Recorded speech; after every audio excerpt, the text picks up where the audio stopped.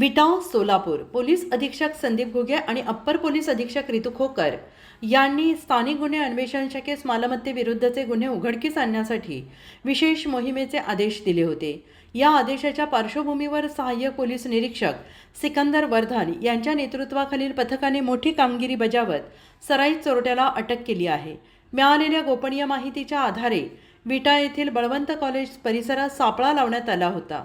संशयित इसम लखन सन्नाजी चव्हाण वय वर्ष 35 राहणार करकंब तालुका पंढरपूर जिल्हा सोलापूर हा पिशवीत चोरीचा ऐवज घेऊन तिथे येणार असल्याची माहिती मिळाल्यावर पोलिसांनी तात्काळ कारवाई करत त्याला रंगेहात पकडले।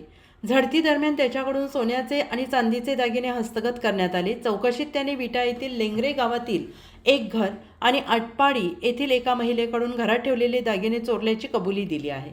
विटा आणि आटपाडी पोलीस ठाण्यामध्ये आधीच घरफोडीच्या गुन्ह्यांची नोंद झाल्याची निष्पन्न झालेला आहे। सदर आरोपी हा पूर्वीही सोलापूर आणि पुणे जिल्ह्यातील अनेक चोरी प्रकरणांमध्ये गुन्हेगार ठरला असून त्याच्यावर विविध पोलीस ठाण्यामध्ये गुन्हे दाखल आहेत। सध्या आरोपी आणि मुद्देमाल पुढील तपासासाठी विटा पोलिसांच्या ताब्यात देण्यात आला असून तपास अधिक गतीने सुरू आहे।